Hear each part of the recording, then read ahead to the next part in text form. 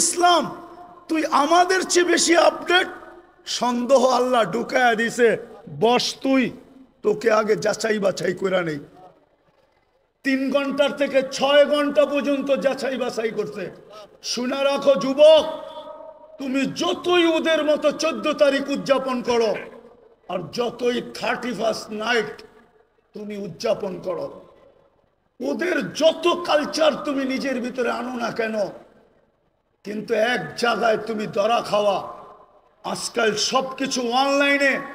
তোমার জন্ম নিবন্ধন যখন করতে গেছে তোমার মা বাবা, তো ভুলে হইল ধর্ম ইসলাম লেখা দিয়ে আসছে। স্কুলে যখন ভর্তি করাইতে গেছে, তো মনের বিরুদ্ধে হইল ইসলাম লেখা দিয়ে আসছে। আইডি কার্ড যখন বানাইতে গেছে, তো তোমার মনে না চাইলেও তুমি ধর্ম ইসলাম লেখা দিয়ে আসছো। পাসপোর্ট যখন বানাইছো, তখনও তুমি ধর্ম ইসলাম লেখা দিয়ে আসছো। যেই দিন তুমি চাকরির অ্যাপ্লাই করছো, ওই দিনও তুমি ধর্ম ইসলাম লেখা দিয়ে আসছো। অনলাইনে সারা দুনিয়ায় চলে গেছে, হেড অফিসে জমা হয়ে গেছে। অনলাইনের হেড অফিস হলো তেল আবিব, আমাকে চিনাইতে হবে না। অনলাইনের হেড অফিস হলো তেল আবিব। তেল আবিবে চলে গেছে, তুমি মুসলিম, তোমার সাজের দিকে ওরা দেখবে না। আমার বয়ানে আছে, বয়ানে 2008-এর কাহিনী, 2008-এর কাহিনী আমার বয়ানে আছে, বয়ানে। তোমার সাজগোজ ওরা দেখবে না, সাজগোজ। আমি যেদিন জার্মানির ভিসা নিতে গেছি, 6 দিন আগে আমার বড় ছেলে মারা গেছিল। আমি 6 দিন পরে জার্মানির এমবেসিতে গেছি, আমার ইন্টারভিউ ছিল। তখন আমি এই পরতাম না, সাদা লুঙ্গি সাদা পাঞ্জাবি পরতাম, এরকমই একটা রুমাল কাঁধে থাকতো। আর পান খুব খাইতাম, সাদা একটা স্টিলের পানের বাটা হাতে থাকতো, লাঠি থাকতো না। আমি পান খাইতে খাইতে ঢুকতেছিলাম। ইন্টারভিউর সময় ঘড়ির কাঁটা দেখা, কিন্তু ভিতরে ঢুইকা আমি দেখতেছিলাম মনে হয় আমি একটা কুকিলের মেলে একটা কাকেই গেছিলাম। সবাই আমার দিকে যেরকম চাইতেছিল, তো আমার মনে হইতেছিল আমি কুকিলের মেলা একটা কাক।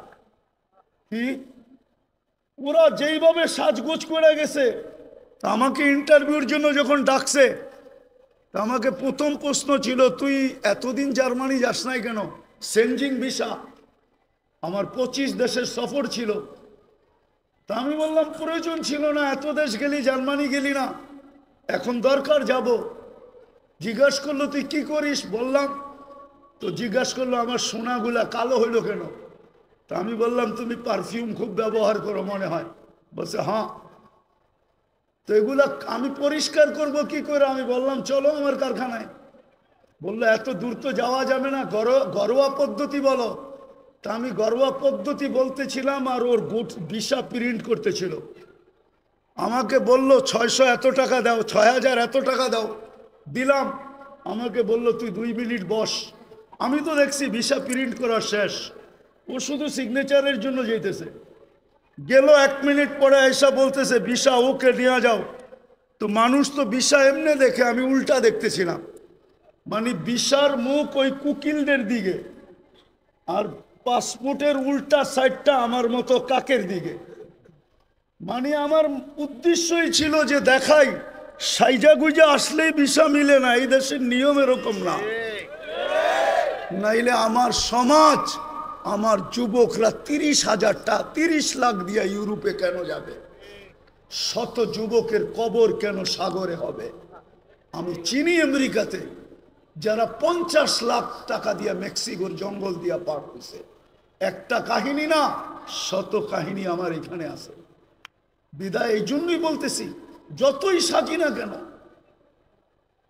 যেই সমাজকেই বলেন, যারাই বলে ওদের সাথে আমার চ্যালেঞ্জ, ও যতই সাজুক না কেন, যতই বিকেনি পড়ুক না কেন, 3 কোয়ার্টার পড়ুক না কেন, ওদের সুরে কথা বলুক না কেন, টকশোতে বৈশা ইসলাম বিদ্বেষী প্রচার করুক না কেন, কিন্তু ওরা জানে এই লোকটা কাগজে কলমে মুসলমান। শুধু আমাদের থেকে কিছু নেওয়ার জন্য এরকম ভান ধরছে, নিজেকে সাজাইছে। ওরা কোনোদিন মনে প্রাণে আপনাকে মুসলমান, আপনাকে ওদের ভাবে না, ভাববে না, কোনো দিন না। বিদায় শেষ কথা, আসেন সিরাত এটাই আজকে দুরবস্থা, শুধু রসুলের আদর্শ ছাড়ার কারণে। সবকিছু বাদই দিলাম, একটাই যদি ধরে রাখতো জাতি, আজকে 90% মুসলমান নামাজ পড়ে না। আমি তো বলি এই জাতি যদি 1 মাস নামাজ পড়তো, 1 মাস, উম্মতে মুসলিমা উম্মতে মুহাম্মদি যদি 1 মাস 100% নামাজ পড়তো, আর 11 মাস যদি নাও পড়তো, আর আল্লাহ যদি জিজ্ঞাসা করতো তুই 11 মাস পড়িস না কেন, কেন বৎসরে মাস কয়টা, তা আল্লাহ বলতো 12টা। 1 মাসই তো 70 মাস ছিল, 12 থেকে 12 বাদ দিয়া দেন, তারপরে তো আমার 58 মাসের ব্যালেন্স আছে, আমার কাছে বেশি আছে। কিন্তু রমজানেও তো 50% নামাজ পড়ে না, এখন তো 90% পড়ে না, না নারী, না পুরুষ, না যুবক, না বৃদ্ধ। আপনি সাহায্য চান কি করে? মাথা উঁচা করে দাঁড়াইতে চান কি করে? 3 বার তো আপনাকে নির্বাচিত করলেন মানুষ হিসাবে, মুসলমান হিসাবে, উম্মতে মুহাম্মদী হিসাবে, বাকিগুলা বললামই না। 3 বার তো আপনি আল্লাহর পক্ষ থেকে নির্বাচিত, 3 বারই তো কুদরতি হাতে নির্বাচিত। মানুষ তৈরি করছেন কুদরতি হাত দিয়া, মুসলমান হিসাবে নির্বাচিত করছেন সমগ্র মানুষের ভিতর থেকে কুদরতি হাত দিয়া, উম্মতে মুহাম্মদী হিসাবে নির্বাচিত করছেন কুদরতি হাত দিয়া। আপনি সাহায্য চান কি করে? আপনাকে সাহায্য করে তো করে কি করে? আপনার বিবেককে প্রশ্ন করেন, বলেন তো হুজুর আছে না, হুজুর থাকলে কি হবে? উম্মত, এটা হুজুর না উম্মত। হুজুরও কয় পার্সেন্ট হুজুর বলেন?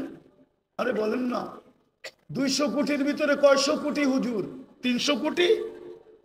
কয় পার্সেন্ট হুজুর? বাংলাদেশে কয় পার্সেন্ট হুজুর? সারা দুনিয়ায় কয় পার্সেন্ট মুসলমানের ভিতরে হুজুর? হুজুর দেখা, দাড়ি দেখা, টুপি দেখা, জুব্বার পাগড়ি দেখা 90% মুসলমান নামাজ পড়ে না। আপনাকে সাহায্য করে তো করে কি করে বলেন? অথচ 5 বেলা কে ডাকে? কে ডাকে? আরে জোরে বলেন। কোন আল্লাহ? 99 পদের মালিক আল্লাহ ডাকে। সামান্য একটু পদস্থ ব্যক্তি ডাকে সাড়া না দিলে হাতকড়ি পড়তে হয়, বেরি পড়তে হয়। আমি জানি, আমি জানি, আমি কখনো মুখ খুলি না তো। আমার বললাম না আমি ঠান্ডা হুজুর, আমি জানি। আমি টঙ্গীর থেকে বয়ান করে বাহির হয়েছি, আমার গাড়িতে উঠবো, পিছের থেকে 2-3 জন আমাকে ধরছে, স্যার গাড়ি পাঠাইছে, আপনাকে এই রাত্রে যেতে হবে। কোথায়? জায়গার নাম বলছে, যেটা বাংলাদেশের এক কোনায়। স্যারের প্রোগ্রাম কালকে দুপুরে। আমি বললাম আমার 3টা মাদ্রাসার প্রোগ্রাম আছে। বলছে স্যার এত কিছু জানে না, গাড়ি পাঠাইছে, আমাদেরকে পাঠাইছে। সোজা গাড়িতে বসেন, বাসায় ফোন করেন, সসজ্জায় আপনাকে কালকে আবার গাড়ি দিয়ে ঢাকা পৌঁছায় দিব। আমি ওই ব্যক্তি, আমি চিনি। সামান্য একটু কথা না মানলে হাতকড়ি হয়, বেড়ি হয়, জেল জরিমানা হয়। ও ঢাকার মানুষ বলেন না ডেলি 90% মুসলমান নামাজ পড়ে না। 5 বেলা আল্লাহ ডাকে, বুক করে কাটটা। ও যুবক, কাটটা বুক করে বলো না, ওই আল্লাহ ডাকে, তারপরও তো আসে না। আপনাকে যে এখনো বাঁচায় রাখছে, শুকরিয়া আদায় করেন। এই জন্যই তো ইহুদিরা একটা স্লোগান দেয় বর্তমানে। হিব্রু ভাষা তো বুঝেন না, শুধু চিৎকার দেন। ইহুদিদের একটা স্লোগান এখন চলতেছে, স্লোগান সারা দুনিয়ার ইহুদিদের, যেটা আমি আরবি ভাষায় বানায় নিয়ে আসছি। ইহুদিদের স্লোগান, এখনই সময়, এখনই সময়, এখনই সময়, আনতুদাম্মিরুল মুসলিমিনা কাইফা তুরিদুনা আনতুদাম্মিরুহা। এখনই সুবর্ণ সুযোগ, যেমন মনে চায় মুসলমানদেরকে জমিনের সাথে মিশায় দাও, এখনই সুযোগ। আপনি বলবেন কেন? ওদের কিতাবে লেখা আছে যেই দিন ফজরের জামাত আর জুমার জামাত মুসলমানের সমান হবে, ওই দিন মুসলমানের বিজয়ের পালা শুরু হবে। ওরা শুধু আপনাদেরকে দেখে না, আপনাদের মসজিদের উপরও স্যাটেলাইট লাগায় রাখছে, সিসি ক্যামেরা লাগানো আছে। ওরা দেখে ফজরে কয়জন, জুমায় কয়জন। এই জন্যই ওরা চিৎকার দিতেছে এখনই সুবর্ণ সুযোগ। আরেকটা মনে উঠলো, যদিও বলা উচিত না, আপনি সাহায্য চান কি করে? সৌদি আরবের মতো দেশে পোশাকের কি অ্যাডভার্টাইজ দিতে যায়, খোলা আকাশের নিচে খোলা মঞ্চে উলঙ্গ ডান্স দেখেন না? আপনি সাহায্য চান কি করে? বলেন কি করে চান? কি করে চান? যুবকদের পায়ে হাত দিয়ে সারা রাত্র আনলিমিটেড, হয়তো ঘরে ওয়াইফাই আছে, নাইলে প্রতিবেশীর পাসওয়ার্ড আছে, নাইলে বন্ধুদের হটস্পট আছে। আর যদি তাও না থাকে তো ঢাকা শহরে এই মধুবাগে পাওয়া যাবে, সারা রাত্র নেট বিক্রি করার জন্য ও সজাগ থাকে। যার নেট শেষ সাথে সাথে যোগাযোগ সাথে সাথে এমবি পাঠায় দেয়, সারা রাত্র নেটের ভিতরে ঘুরতে থাকে। কিনা দেখে সাহায্য চান কি করে? বিদায় আসেন আসেন আসেন আসেন, তওবা করি আজকে, তওবা। একটাই রাস্তা খোলা আছে উম্মতের সামনে, যদি 200 কোটি উম্মত তওবা করে। কিন্তু আফসোস তো আমাদের, আফসোস আমার এটাও, আমাদের স্কলারদের কাছে আমার একটা আফসোসের আবেদন, আজ পর্যন্ত কোনো দুনিয়ার কোনো দেশের স্কলারদেরকে দেখলাম না, ধর্মীয় স্কলারদেরকে সারা দেশের মানুষকে বলল যে চলেন ফিলিস্তিন আমাদের থেকে 7 সমুদ্র 13 নদীর ওই পারে, আমরা কিচ্ছু করতে পারি না, চলেন আমরা একটা দিন তওবা ডে উদযাপন করি, আজকের দিনে আমরা তওবা করব। অথবা আজকের দিনটা আমরা ওদের জন্য রোজা রাইখা ইবাদতের ভিতরে কাটায় আল্লাহর কাছে মেসেজ দিব, আল্লাহ 7 সমুদ্র 13 নদীর এই পারে আমরা না টাকা পাঠাইতে পারি, না পয়সা পাঠাইতে পারি, না ওদের জন্য কাপড় পাঠাইতে পারি, না খাদ্য পাঠাইতে পারি, আমরা কিছু করার ক্ষমতা রাখি না, আমরা যাইতেও পারবো না। যদিও সমস্ত দেশ অনুমতি দিবে, কিন্তু আপনার প্রতিবেশীর দেশ অনুমতি দিবে না যে আপনি ইসরায়েলে ফিলিস্তিনে যাবেন ইসরায়েলের বিরুদ্ধে, আপনার প্রতিবেশী দেশ আপনাকে অনুমতি দিবে না, না না না না না। কেন? সে তো ইসরায়েলের সবচেয়ে বড় বন্ধু, অনুমতি দিবে না। বিদায় যদি আমাদের স্কলাররা একটা দিন দিত, জাতিকে বলতো চলেন আমরা অমুক দিন রোজা রাখি, তওবা করি, আল্লাহর কাছে ইবাদত করে বলি, মেসেজ পাঠাই, কিন্তু আজ পর্যন্ত তো একটা দেশেও দেখলাম না, একটা দেশও তো পেলাম না। কোন স্কলারের মুখ থেকে তো এই আহ্বানটা জাতির সামনে আসলো না, বড় দুঃখ লাগে। এই জন্য আসেন আমরা এখন তওবা করি। করবেন? করবেন? হ্যাঁ পারবেন? কে কে করবেন দেখি? হ্যাঁ তাইলে বলে দেন, আল্লাহ অতীত থেকে তওবা করলাম। বলেন বলেন, আপনি আমাদের তওবা কবুল করেন, আমাদের গুনাহ মাফ করে দেন। চলেন আপনাদের তওবার একটা প্রমাণ দিই। লম্বা হয়ে যেতেছে না তো? হ্যাঁ আবার কোনোদিন আসি না, না আসি কে জানে। এই জন্য মনে উঠলো, এই জন্য বলতেছি। আদম আলাইহিস সালাম বলতেছিলেন যে আমি একটা ভুল করছি, করতে দেরি, আমাকে জান্নাত থেকে বাহির করে দিতে দেরি করেন নাই। সত্য তো? কিন্তু উম্মতে মুহাম্মদী সারাদিন গুনাহ করবে, রাতের 3 ভাগের 1 ভাগ অতিবাহিত হইতে দেরি, আল্লাহ উম্মতে মুহাম্মদীকে ডাইকা ডাইকা গুনাহ মাফ কইরা জান্নাত হাতে উঠায়া দিয়ে দিবেন। জিজ্ঞাসা করেন এই হাদিস আছে কি নাই? আমরা তওবা করছি যখন নিষ্পাপ, নবীর সব আদর্শ বাদিয়ে দিলাম, একটা আদর্শের উপরে চলেন আমরা উঠি, সব আদর্শ বাদ দিলাম। আল্লাহ রসুলের সবচেয়ে বড় আদর্শ, জমিনে যখন পা রাখতে দেরি, চাদরে রাখতে দেরি, সেজদা করতে দেরি করেন নাই, শুধু চাদরে রাখছেন। দাই শেফা আব্দুর রহমান ইবনে আউফ রাদিয়াল্লাহু তাআলা আনহুর আম্মা চাদরে রাখতে দেরি, ডাইন দিক হয়ে সেজদা করতে দেরি করেন না, লম্বা সেজদা। আম্মা জান বলছিলেন, বেটা সেজদায় যে কি বলছিলি তুই আমি জানি না, কিন্তু তুই সেজদায় কিছু বলতেছিলি। আমি তো বলি সেজদা করেন নাই, উম্মতকে মেসেজ দিছেন, উম্মত নামাজ নামাজ নামাজ নামাজ। এই জন্য যাওয়ার সময়ও চিৎকার দিছিলেন আসসালা আসসালা, নামাজ নামাজ নামাজ। আর সবচেয়ে বেশি ব্যথিত ছিলেন যখন মুসা আলাইহিস সালাম বলতেছিলেন আজকে কেন সাহায্য নাই, কারণটা কি? আমি আপনাদেরকে কারণ বুঝাইতে চাইতেছি, শেষ কাজে কারণ বুঝাইতে চাইতেছি কেন এই দুরবস্থা। আজকে মুসলমান শেষ করে দিতেছি। আজকে মুসলমান নারী বলেন, পুরুষ বলেন, যুবক বলেন, বৃদ্ধ বলেন, শিক্ষিত বলেন, অশিক্ষিত বলেন, আজকে আল্লাহর হুকুমকে ছেড়া দিছে, আল্লাহকে নারাজ করে ফেলছে। নারাজ, আজকে আল্লাহ আমাদের উপরে নারাজ, সত্য নারাজ।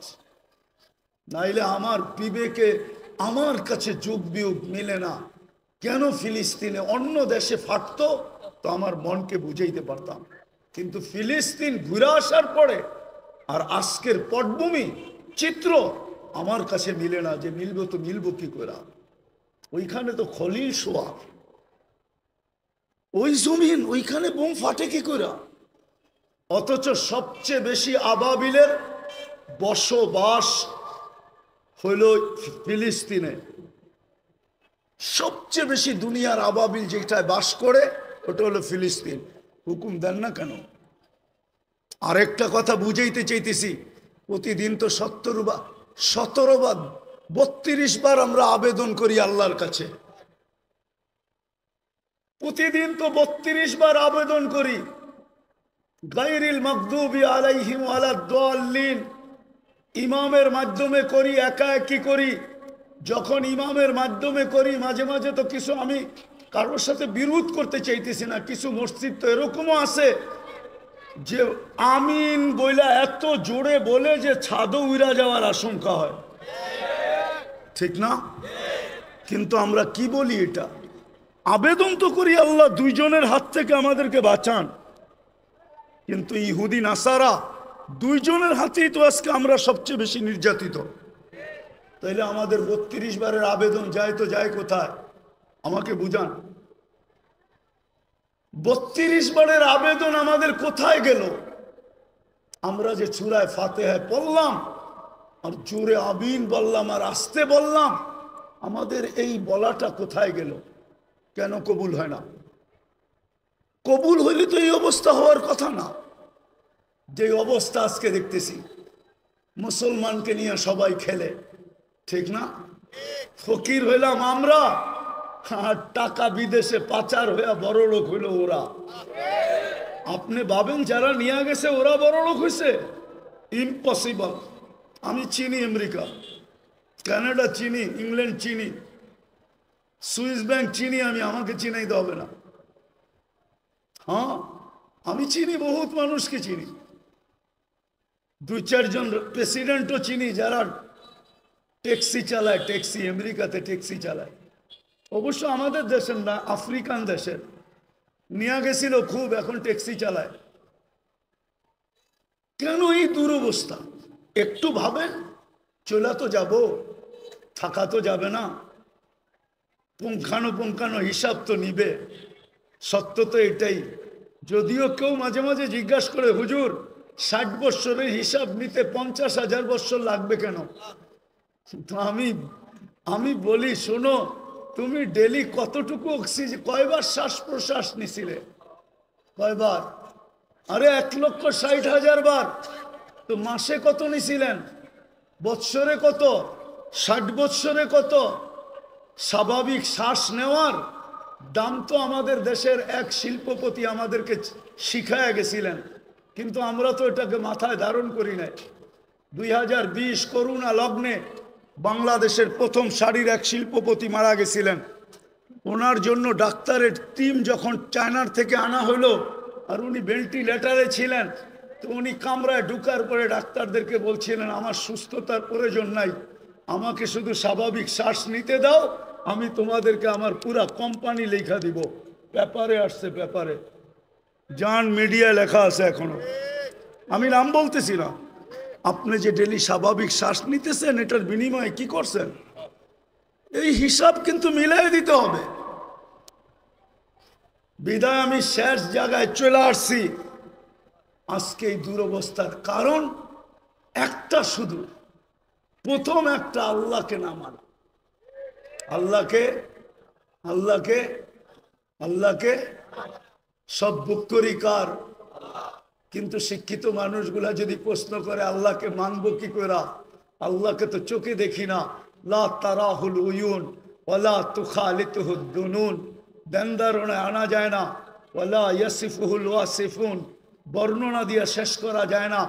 আল্লাহ তো একটা পদের মালিক না, আল্লাহ তো শুধু আল্লাহ না, আল্লাহ তো রহমান, আল্লাহ তো রহিম, আল্লাহ তো মালিক, আল্লাহ তো কুদ্দুস, আল্লাহ তো সালাম, আল্লাহ তো মুমিন, আল্লাহ তো মুহাইমিন, আল্লাহ তো আজিজ, আল্লাহ তো জব্বার, আল্লাহ তো মুতাকাব্বিরুল খালিকুল বারিউল মুসাব্বিরুল গফফারুল কহ্হারুল ওয়াহ্হাবুর রাসাকুল ফাত্তাহুল আলিমুল কাবিদুল বাসিতুল খাফিদুর রাফিউল মুইজ্জুল মুদিল্লুস সামিউল বাসিরুল হাকামুল আদলুল লতীফুল খবীরুল হালিমুল আযীমুল গফুরুশ শাকুরুল আলিয়ুল কবীরুল হাফিজুল মুকিতুল হাসিবুল জলিলুল করিমুর রকিবুল মুজিবুল ওয়াসি আল হাকিমুল ওয়াদুদুল মজিদুল বাঈসুশ শাহীদুল হকুল ওয়াকিলুল কবিয়ুল মতিনুল ওয়ালিয়ুল হামিদুল মুসি আল মুবদি আল মুঈদ আল মুহয়ি আল মুমীত আল হাইয়্যু আল কাইয়্যুম আল ওয়াজিদ আল মাজিদ আল ওয়াহিদ আল আহাদ আল সামাদ আল কাদির আল মুক্তাদির আল المقدم المؤخر الأول والآخر الظاهر والباطن الوالي المتوالي البر التواب المنتقم العفو الرؤوف مالك الملك ذا الجلال والإكرام المقسط والجامع والغني والمغني المانع الدار النافع النور الهادي البديع والباقي الوارث والرشيد الصبور জল্লে জালালু। আল্লাহ তো 99 পদের মালিক, আল্লাহকে মানবো তো মানবো। প্রশ্ন যদি করে কি করে মানবো? এই জন্যই আল্লাহ বলছেন সিরাতুন নবী লাকাদ কানা লাকুম ফি রাসূলিল্লাহি উসওয়াতুন হাসানা আতিউল্লাহ ওয়া আতিউর রাসূল। আমার বন্ধুকে মাইনা দেখায় দাও। কিন্তু আফসোস তো এইখানেই, বন্ধুকে যদি এই উম্মত মানতো তাহলে সবচেয়ে বেশি বন্ধুর আদর্শ মুসলমানের ঘরে নির্যাতিত হতো না, ঘৃণিত হইতো না, অবহেলিত হইতো না, দীক্ষিত হইতো না, লাঞ্ছিত হইতো না, বঞ্চিত হইতো না। এটাই তো কাঁদি শুধু। নাইলে মুসলিম যুবক 50 টাকার চুল 500,000 টাকা দিয়ে কাটবে কেন? বিজাতির রঙে রঙিন হবে কেন? ও কি রসুল কি আদর্শ দেয় নাই চুল কাটার? না, দেয় নাই। রসুলের আদর্শ মতো চুল কাটলে তো চুলের প্রত্যেক চুলে সওয়াবও পাইতো, আল্লাহ রাজি থাকতো, কিয়ামতের দিন হাত পাতার সুযোগ হইতো। যুবক যদি আল্লাহর রসুলকে কিয়ামতের দিন দেখতে দেরি, হাত পাততে দেরি করতে পারতো না, হাত পাততে পারতো। যদি জিজ্ঞাসা করতো হাত পাতিস কেন?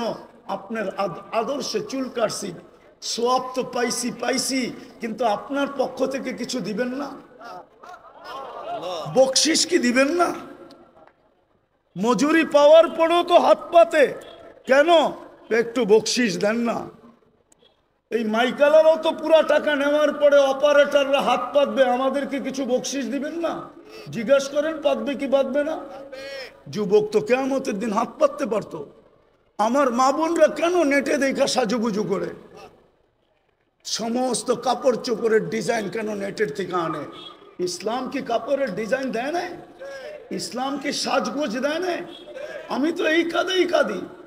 সারা বাংলাদেশে কেউ তো দেখাইতে পারবে না, আজ পর্যন্ত তো পেলাম না যে কোনো মহিলা আমাকে চিঠি লিখলো যে হুজুর আমি করছি। আমি তো বলি আজ পর্যন্ত তো কোনো হুজুরদের বউকেও পেলাম না যে বাসর রাতের শ্বাসটা ফাতেমার মতো সাজছে।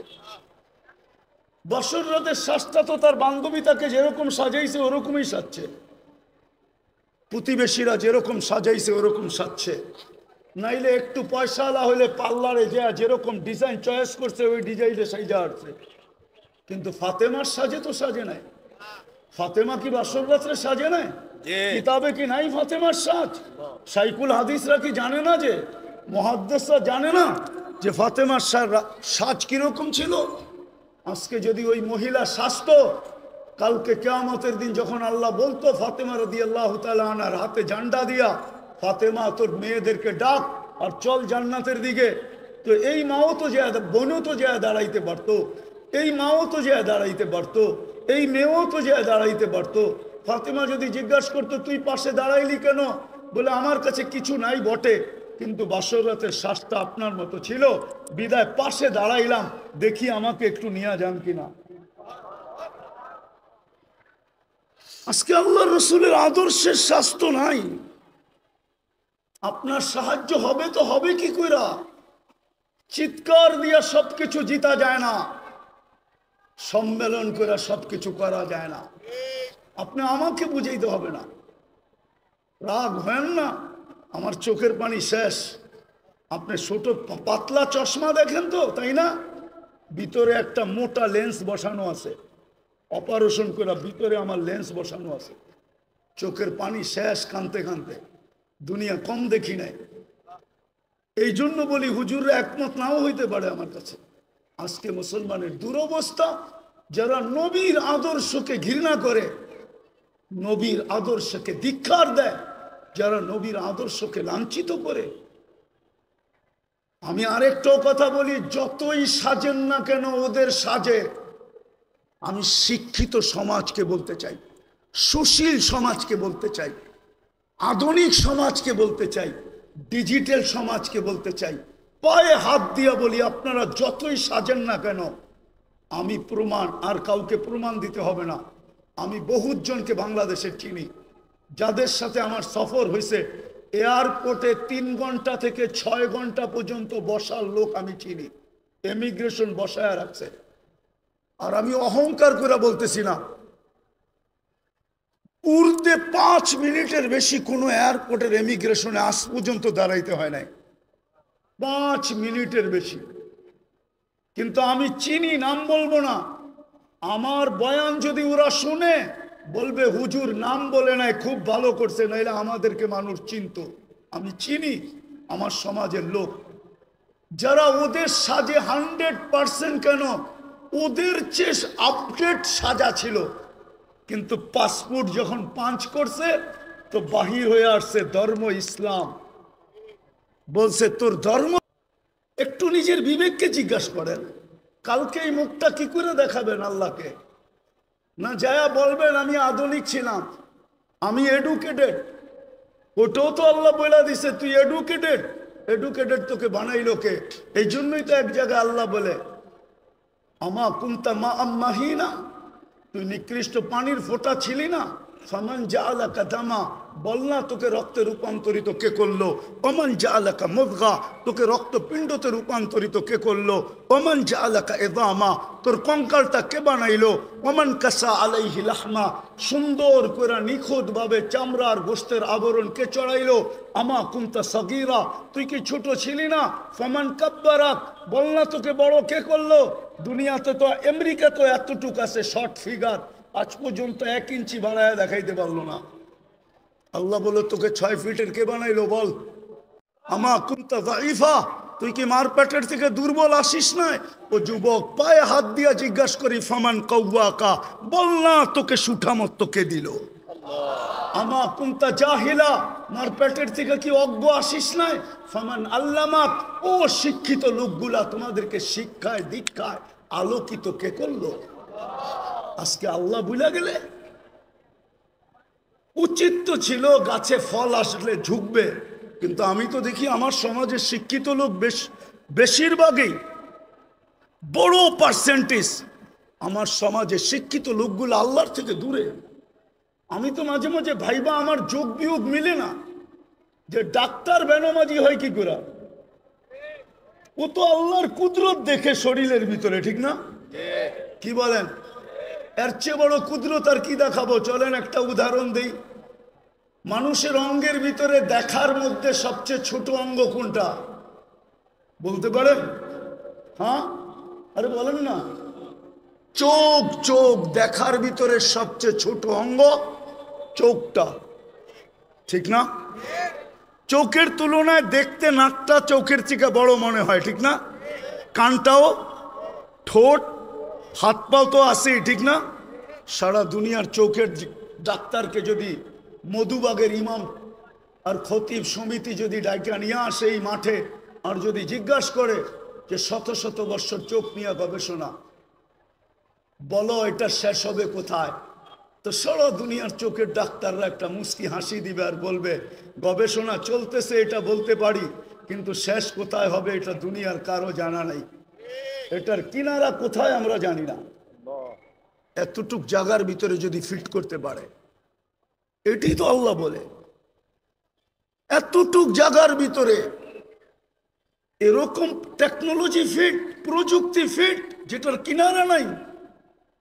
13 কোটি ক্যামেরা এক চোখে, 13 কোটি, দুই চোখে 26 কোটি ক্যামেরা, 26 কোটি। তার নিয়ে গেছেন পিছনে, প্রত্যেক ক্যামেরার জায়গা ব্যবহার করছেন 1.6 সেন্টিমিটার। দুই তারকে একসাথে লাগতে দেয় নাই, দিলে ফায়ার হবে, সব উল্টা দেখবে। ওই আল্লাহ জিজ্ঞেস করে কুনতা জাহিলা ফামান আল্লামাক, বল তুই তো অজ্ঞ আসছিলি, তোকে শিক্ষাকে দিল। আমা কুনতা মিসকিনা, তুই মার পেটের থেকে অসহায় আসিস নাই, নিশ্চয় আসিস নাই। ফামান আগনাকা, বল তোকে স্বয়ং সম্পূর্ণ কে করলো? আজকে 200 বার আল্লাহ বলে না। যাক, যেটা বুঝাইতেছিলাম, মুসলমানের এই দুরবস্থা কেন? ফিলিস্তিন নিয়ে শুরু হয়েছিল যে যোগ বিয়োগ তো মিলে না। খলিল সোয়া, মুসা আলাইহিস সালাম সোয়া, 70 জন নবীর কবর চিহ্নিত, বাইতুল মুকাদ্দাস, 1 বৎসর 1 মাস 60,000-এর উপরে মানুষের রক্ত জ্বলল, বাড়িগুলা সব মাটির সাথে মিশা গেল। কেন? আমরা ছোট একটা নিন্দা প্রস্তাব পাশ করাইতে পারলাম না, 200 কোটি হওয়া সত্ত্বেও। এই দুরবস্থা কেন? আল্লাহ আজকে আমাদের থেকে চক্ষু ফিরায় নিলেন কেন? অথচ পিছনের ইতিহাস যদি দেখি তো একজন হাত উঠাইতে দেরি, ফেরেশতা নামতে দেরি করে নাই। আজকে তো লক্ষ কোটি উলামায়ে কেরাম ডেলি চোখের পানি ঝরায়। বলেন এই ইমাম আর খতিব পরিষদ কি চোখের পানি ঝরায় না? না জড়ায় না ফিলিস্তিনের জন্য? না জুমার দিন দোয়া করে না? না মাদারেসগুলোতে ডেলি ইয়াসিন খতম হয় না? না ডেলি কোরআন খতম করা দোয়া হয় না? না মা বোনরা ঘরে দোয়া করে না? হবে বাংলাদেশে এরকম মা বোন আছে যারা চুপে চুপে ফিলিস্তিনের জন্য রোজা রাখে, যারা চুপে চুপে ফিলিস্তিনের জন্য চোখের পানি, নামাজ পড়া চোখের পানি ঝরায়। কেননা মা বোনদের দিল আমাদের দিলের চেয়ে বহুত নরম। আমরা জানি না ওনারা চড়াইতেছে, কিন্তু চোখের পানি মাথার উপরে ওঠে না কেন? কারণটা কি? ওইখানে তো দেখি একজন, প্রমাণ দিব, প্রমাণ দেই তাহলে প্রমাণ। ইবনে ওমর রাদিয়াল্লাহু তাআলা আনহু বলেন আমরা 8000 ছিলাম। হায়াতু সাহাবা উঠায় দেখেন, তারিখে সাহাবা উঠায় দেখেন, আমরা 8000 ছিলাম, রুমি 1 লক্ষ ছিল। বহুত দিক দিয়ে আমাদেরকে কয়েকভাবে আমাদেরকে আমরা বেষ্টনীর ভিতরে চলে আসছি, অবরুদ্ধ ছিলাম। ভাবতেছিলাম কবরটা এখানেই হবে। তো বলতেছিল আমার পাশেই একজন দাঁড়ানো ছিল, ক্ষুধায় বড় কাতর, কাপড়গুলা বড় জীর্ণ শীর্ণ, চামড়াগুলা বিলকুল বটা গেছে, তলোয়ার রাখার কোনো নেয়ামও নাই। একটা রশি দিয়া কোমরে তলোয়ারটা বাঁধা রাখছেন। পায়ের দিকে তাকায় দেখি জুতাও নাই, কিন্তু উপর দিকে তাকায় জানি কি বলতেছিল। তো আমি ভালোভাবে কান পাইতা শুনতেছিলাম যে বলে তো বলে কি। তো শুনলাম উপরে তাকায় হাত উঠায় বলতেছে ইয়া রব্বা মুহাম্মদ, ও রব্বে মুহাম্মদ, উনসুর উম্মতা মুহাম্মদ। এখনো কি মুহাম্মদুর রাসূলুল্লাহ সাল্লাল্লাহু আলাইহি ওয়াসাল্লামের উম্মতের সাহায্যের সময় আসে নাই? আপনি কি দেখেন না আমরা কয়ভাবে বেষ্টিত, অবরুদ্ধ? বলে বলতে দেরি আমি দেখলাম ফাসাক্কাস সামা, আকাশ ফাটলো। সাদা ঘোড়া, সাদা পোশাকে, খোলা তরবারি হাতে, ডাইন হাতে তরবারি, বাপ হাতে ঝান্ডা, এক অশ্বারোহী বাহির হলো। তার পিছনে সিরিয়ালে বাহির হইতে থাকলো। চোখের পলকে প্রথমটা মাথার উপরে এসে একটা চিৎকার দিল, আবশির ইয়া উম্মতে মুহাম্মদ, ও উম্মতে মুহাম্মদী সুসংবাদ গ্রহণ করো, যা নুসরা রব্বা মুহাম্মদ, মুহাম্মদুর রাসূলুল্লাহর রবের সাহায্য চলে আসছে। ইবনে ওমর রাদিয়াল্লাহু তাআলা আনহু বলেন, আমি সামনের দিকে তাকাইলাম তো দেখলাম রুমিরা ভাগতেছে। কেন যে ভাগতেছে এটাও বুঝতে পারলাম না। যে যেদিকে পারতেছিল ভাগতেছিল, আমরা পিছু নিলাম, যাদেরকে জাহান্নামে পৌঁছায় দিলাম, বাকি ভাইগা গেল। আমরা গনিমতের মাল জমা করে পাহাড় বানায় দিলাম। একজনের জন্য তো সাহায্য আসতো। এরকম কথা কি কিতাবে হাজারো লেখা নাই? না লেখা নাই? হুজুররা বলুক লেখা নাই? আরে সাহাবা তো সাহাবা, আল্লাহর ওলির কারণে সাহায্য আসে না? না আসে নাই? রাজা গৌর গোবিন্দ তো রাজাই ছিল, ঠিক না? কি আরে বলেন না, ছিল না ছিল না? শাহজালাল রহমতুল্লাহ আলাই কোনো কি সেনাবাহিনী নিয়ে আসছিলেন নাকি? হ্যাঁ, ওনার সফর সঙ্গী ছিল কয়জন? টোটাল 12 জন। টোটাল 12 জন ছিলেন সফর সঙ্গী। ওনার হাতে তো কোনো তলোয়ারও ছিল না, শুধু জায়নামাজই ছিল। ওইটাই সুরমায় বিছায়া দিছেন। সুরমা চিনছে কে জায়নামাজ বিছাইছে। বিজানোও যাবে না, ডুবানোও যাবে না, বরং ওই পারে পার করে দেওয়া দিতে আমি বাধ্য। পার করছেন না করেন না? শুধু এই অবস্থা দেখেই তো বাইগা গেছে, ঠিক না? আসামে বাইগা চলে গেছে, সিলেট খালি করে দিছে। আপনি ভাবছেন রাজা গৌর গোবিন্দ শুধু শাহজালাল রহমতুল্লাহ আলাইকে দেখছেন? ওকে কবর থেকে উঠায় আয় না, জিজ্ঞেস করলে না বোঝা যাবে কি দেখছে? হ্যাঁ, কি ওলামা একমত না দুই মত? ওরে কবর থেকে উঠায় আয় না, জিজ্ঞেস করলে না বোঝা যাবে ও কি দেখছে? ও কি শাহজালাল দেখছে? হইতে পারে শাহজালালের পিছে বিরাট বড় এক ফেরেশতার বাহিনী দেখছে। সত্য এটাই।